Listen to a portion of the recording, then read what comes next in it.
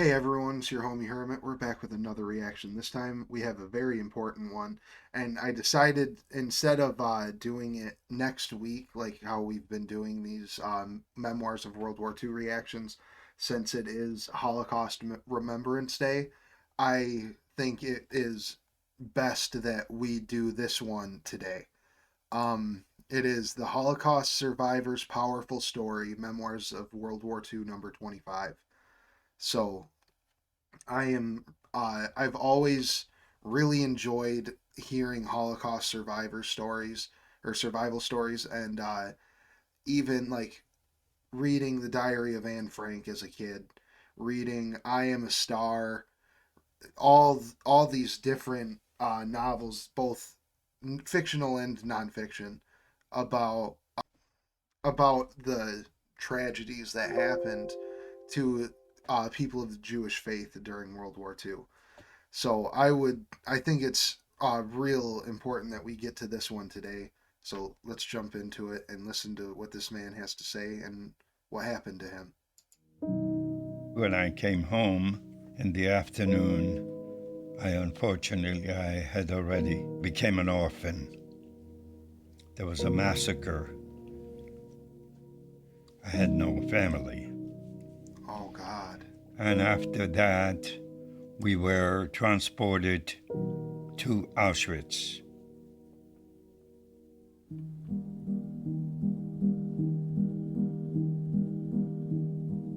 Wow. I wasn't expecting that as the opener. I was living in Warsaw, Poland, with my mom, dad, two brothers. My dad was a carpenter and had a shop where he employed a few people, and that was considered real high class. It was so high class Right. that I loved to brag about the idea that I had a tuxedo when I was 9 and a half, 10 years old, in order to attend the opera. Now, I was music all along, right from the first moment I started school. Even at an early age, young David Wisnia showed promise of a career in music. But all future plans would be brought to a halt when on the 1st of September 1939, the German armed forces invaded Poland, marking the official outbreak of the Second World War. It was my birthday. We woke up Wow. to the sound of planes. The war broke out with an air raid right outside of Warsaw. The bombing of Warsaw was murderous, and people were killed. Yeah. When the German armies got to Warsaw, we were asked to go out and dig trenches so that the tanks could not get in. In Warsaw itself, there was resistance. And it took them 27 days to take Warsaw. Wow. But by the 6th of October, in spite of a fervent That's incredible that it took them, the Polish military, holding them off for 26 days. Take Warsaw. But by the 6th of October, in spite of a fervent defense effort, Warsaw and all of Poland fell under German occupation. I distinctly remember being taken by my dad to watch the parade of when the Germans entered Warsaw. I will never forget turning to my dad, and when seeing, the tanks and motorized vehicles, I said to my dad, nobody's gonna beat this army. The Nazis were quite methodical. Everything was on a step-by-step basis. So the first year, the occupation was like you didn't have any occupation. Everything was fine. It wasn't heaven, but it was livable. Okay. Until when the ghetto was formed, Mm-hmm. the rules began to appear tougher each month until it was practically impossible to get any food altogether. Wow. All the functions were taken over by the SS, and all hell broke loose. It was getting worse by the minute. The terror in Despite worsening the terror in that child's face. By the minute. Despite worsening conditions, David's father continued to provide for his family by doing odd carpentry jobs for the German Luftwaffe. Every workday, Eli was picked up by bus and dropped off at a nearby airbase. But one morning, for reasons still not understood, Eli insisted that David go to work in his stead. One Friday morning, he said to me that I should go instead of himself. Whether it's premonition, whether we call it whatever. I went there and I worked all day. When I came home in the afternoon, I found a pile of corpses. There was a massacre right around the area. Somewhere, somehow, they found out my father.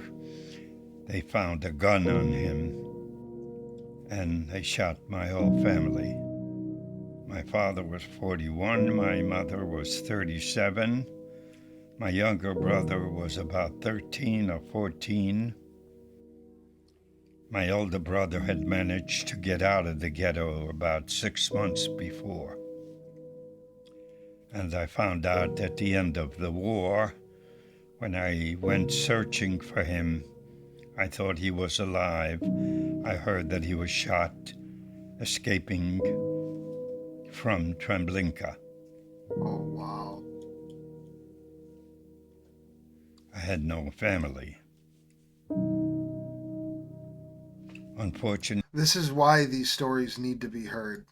This is why they need to continue to be told. And these stories need to be continued to be taught in school, because what this man alone faced, let alone the thousands, hundreds of thousands of people who had similar stories to him. Like, how could humanity ever let that happen again? I had no family. Unfortunately, I had no papers, I had no records. I could not show that I was from anywhere or going anywhere. And after that, we were transported to Auschwitz.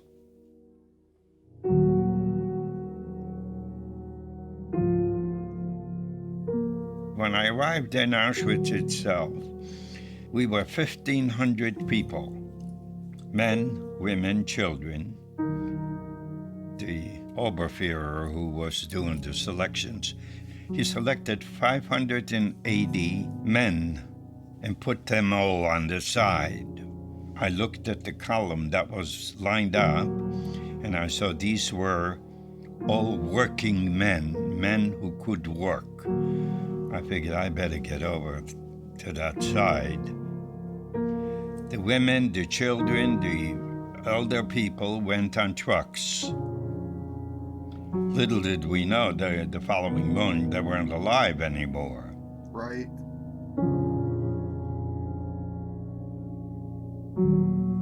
It's just impossible to believe that human beings could deal that way with other human beings. It is. When I saw what was going on, their whole system, I realized I better try to stay alive as long as I can. So it got inside of me, one day, each day, live one more day, one more day, one more day. What else can you tell yourself if you're in that situation, you know?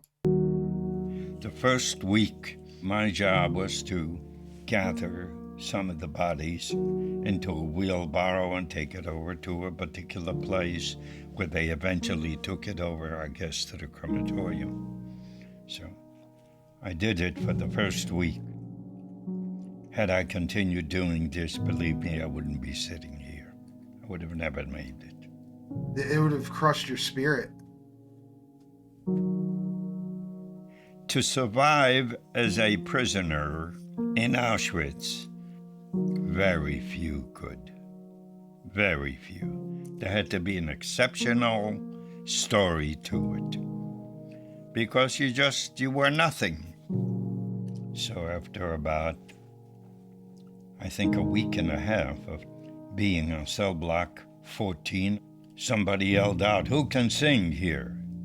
Well, everybody knew Wisnia can sing. I became eventually a privileged prisoner because I could play the piano and sing. Oh, wow.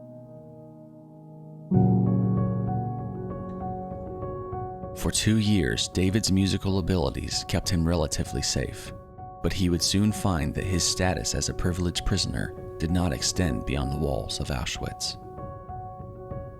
I never left Auschwitz until December 1944, going on a death march to Dachau.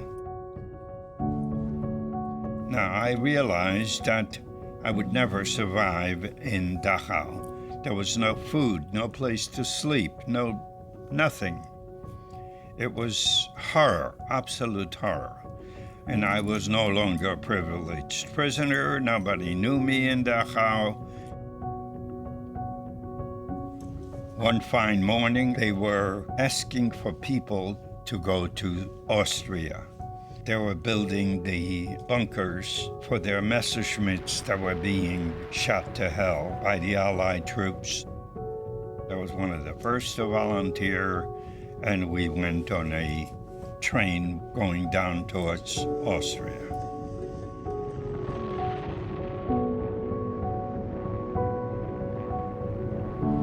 We were stopped for an air raid. We know there were Russians because we saw the planes. They had red stars. So they took us out of the trains into the ditches alongside.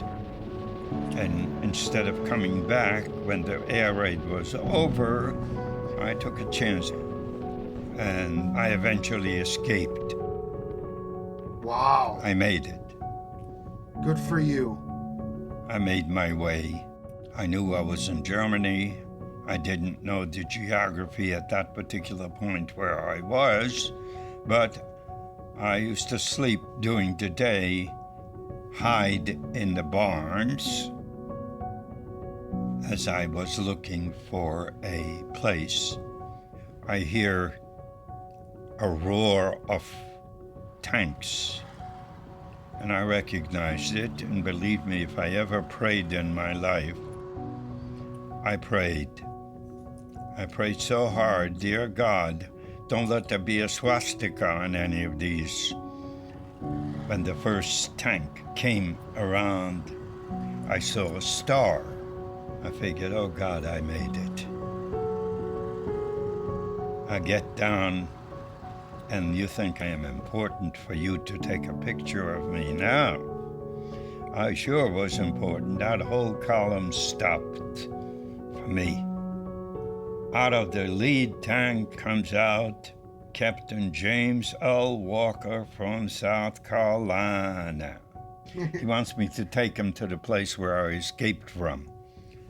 I don't want to go back to any place where I escaped from. He said, one thing he says, Jim says, are there SS? I says, yes. And so he wants me to take him. I don't want to go. To his relief, David realized he had stumbled upon the 506 Parachute Infantry Regiment of the United States 101st Airborne. The paratroopers took an immediate liking to David, practically adopted him into their unit, and put him right to work for the Allied war effort. I acted, I must mention to you, I became necessary for the group as sort of an interpreter. Ah. They put me in uniform, and Fred showed me how to use the Thompson machine gun, and they used me as I had 1, 2, I think about 4 occasions where I had took down SS guys to throw away their, she's German, to throw away their guns and give up because the war is kaput. Hitler is kaput.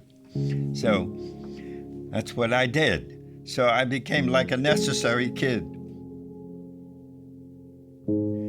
I was with the 101st Airborne from the end of February 1945 until the day I arrived in Hoboken, New Jersey. And even in the States, that's my family. It's the only family that I had, and they know it, and I'm proud of it, really.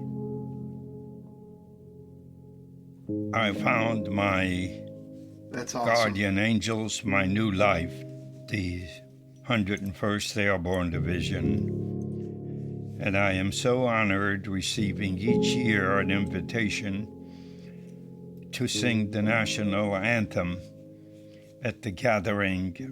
I'm introduced now. It's the greatest thrill to me when I am introduced as our own little Davies now going to sing our national anthem. That's an incredible story.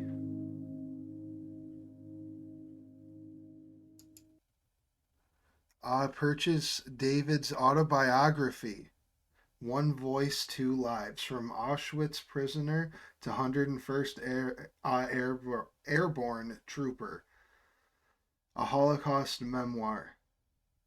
I'm going to have to get me a copy of that. This man had an amazing story.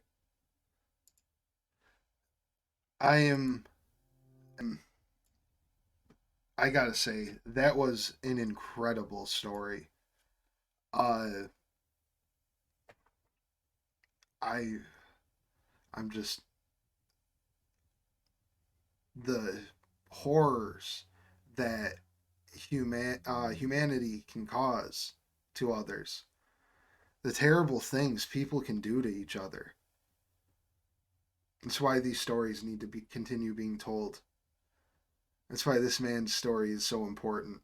That's why everybody who has a similar story is so important.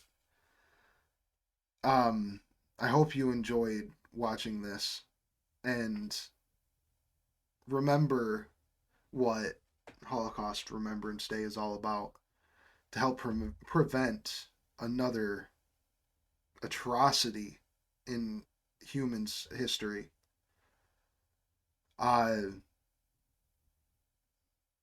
But other than that, I hope you all have an amazing rest of your day, and I'll catch you at the next one. Peace.